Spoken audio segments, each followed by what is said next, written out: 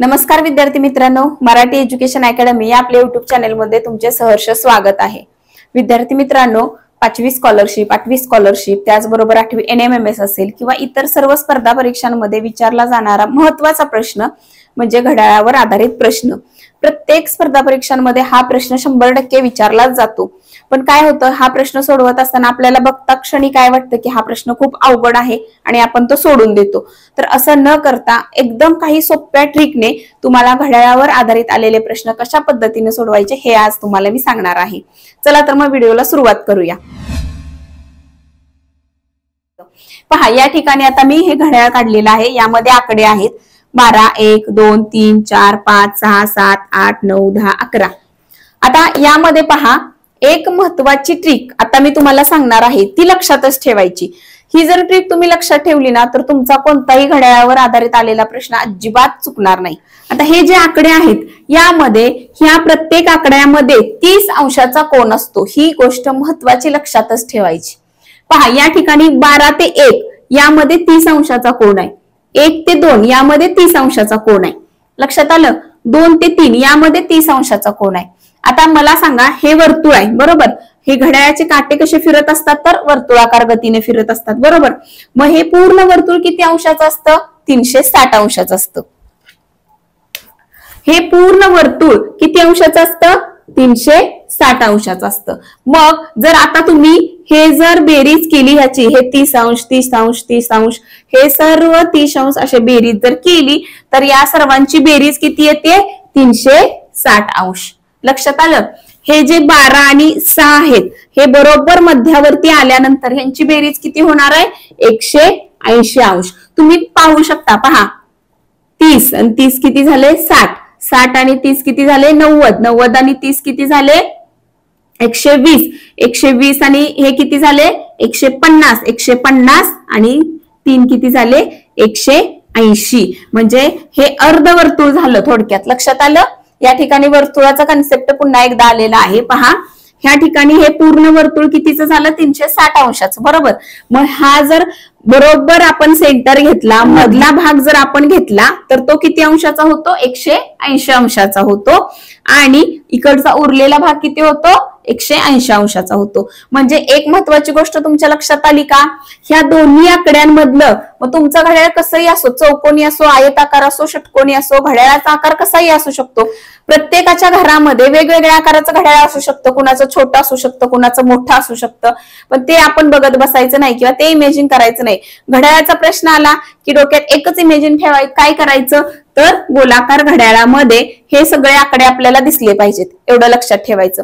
आता यामध्ये पहा, या घड्याळामध्ये हा कोणता काटा आहे? छोटा काटा जो असतो, हा छोटा काटा कोणता असतो? तास काटा असतो। हा मोठा काटा कोणता असतो? मिनिट काटा असतो। आणि अजून एक असतो, तो कोणता असतो? सेकंद काटा असतो। तर या ठिकाणी दोनच काट्यांचा विचार करायचा, तास काटा आणि मिनिट काटा। सेकंद काट्याचा विचार करायचा नाही। पहा, आता या ठिकाणी आपण प्रश्न घेऊया म्हणजे तुमच्या लक्षात येईल। पहा, या ठिकाणी मी प्रश्न घेतलेला आहे, घड्याळामध्ये 3 वाजले असताना तास काटा व मिनिट काटा यांच्यामध्ये किती अंशाचा कोन तयार होईल?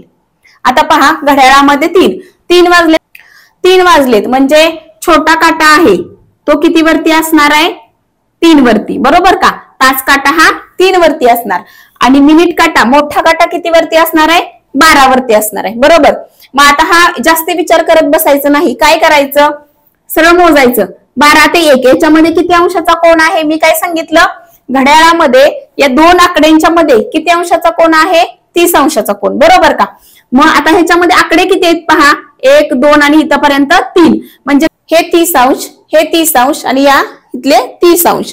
काय करायचे? 3 त्रिक 9 झाले, म्हणजे किती आलं उत्तर? याचं किती आलं?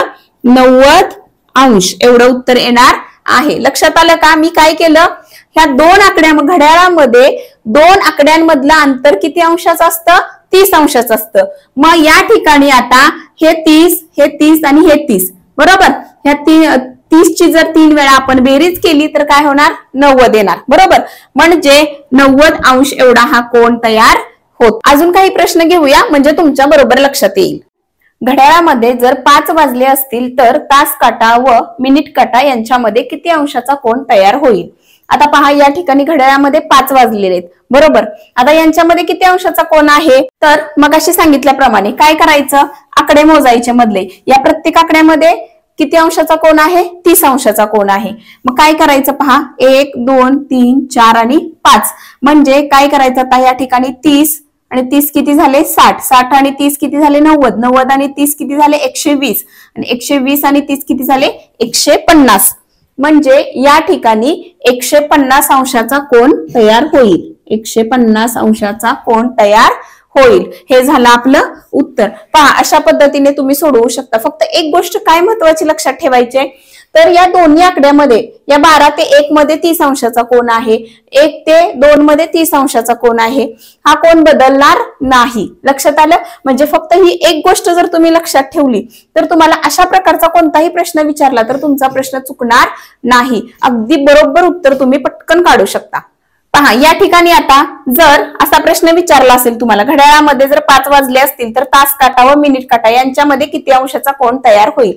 आता हेच गणित काय करायचं पहा, मी मगाशीच तुम्हाला सांगितलेलं आहे की या दोन आकड्यांमधलं अंतर किती आहे? 30 अंश. आता या ठिकाणी काय विचारले? 5 वाजले असताना असं विचारले, बरोबर.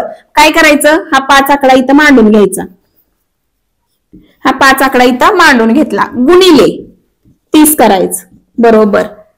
का केलं मी हे 30 काय घेतलं बरं? कारण या दोन्ही आकड्यामधलं किती अंतर आहे? तर 30 अंश आहे, बरोबर का. हे 12 ते 1, 1 ते 2, 1 ते 2 मधलं अंतर किती आहे? 30 अंश आहे. 12 ते 1 मधलं किती आहे? 30 अंश आहे, बरोबर. म्हणून आता 5 वाजले असता विचारले, बरोबर का. म्हणून मी या ठिकाणी 5 घेतले, गुणिले 30 घेतले, कारण या दोन्ही आकड्यामधलं अंतर किती आहे? 30 अंश आहे. म्हणून 5 गुणिले 30. आता 5 0 0, 5 त्रिक 15 म्हणजे 150 अंश. हे झालं उत्तर.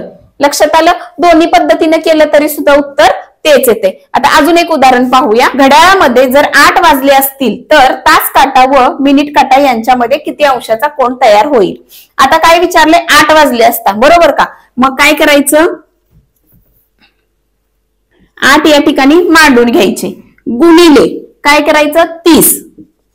30 का घेतलं हे मगाशी सुद्धा सांगितलं, कारण दोन्ही आकड्यामधलं अंतर किती आहे? 30 अंश आहे. म्हणून 30 घेतलं. किती वाजले विचारले? 8 वाजले असताना असं विचारले, बरोबर का. म्हणून काय करायचं? 8 गुणिले 30 बरोबर 8 0 0, 8 त्रिक 24 म्हणजे 240 अंशाचा कोन तयार होईल. आलं लक्षात? फक्त किती वाजले असता एवढा आकडा फक्त लक्षात ठेवायचा, तो आकडा घ्यायचा, गुणिले त्याला 30 करायचं, म्हणजे तुमचं उत्तर येणार आहे. लक्षात आलं? अशा प्रकारे आपण उदाहरणं सोडवलेली आहेत.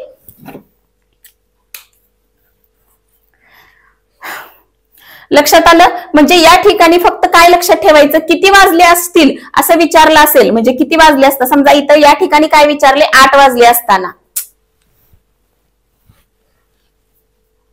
या ठिकाणी काय लक्षात ठेवायचं आहे? तर किती वाजले असताना असं विचारले, तो आकडा या ठिकाणी घ्यायचा. या ठिकाणी आता काय विचारले? 8 वाजले असताना, बरोबर का. जर तुम्हाला 9 वाजले असताना, 2 वाजले असताना, 3 वाजले असताना असं विचारेल तर तो आकडा या ठिकाणी घ्यायचा, गुणिले त्याला 30 करायचं आणि येईल ते उत्तर या ठिकाणी मांडायचं. लक्षात आलं? एवढ्या सोप्या पद्धतीनं घड्याळावरील प्रश्न सोडवता येतात. यापेक्षा अवघड सुद्धा प्रश्न काही विचारले जातात. ते प्रश्न आपण पुढील व्हिडिओमध्ये पाहूया. घड्याळावर आधारित यापेक्षाही अवघड प्रश्न विचारले जातात. ते प्रश्न सुद्धा अगदी कमीत कमी वेळेत सोप्या पद्धतीने कशा प्रकारे सोडवायचे हे आपण पुढील व्हिडिओमध्ये पाहूया. आजचा व्हिडिओ कसा वाटला कमेंट करून नक्की सांगा. अशाच नवनवीन व्हिडिओसाठी जर चॅनेलला सबस्क्राईब केलं नसेल तर पटकन चॅनेलला सबस्क्राईब करा. थँक्यू.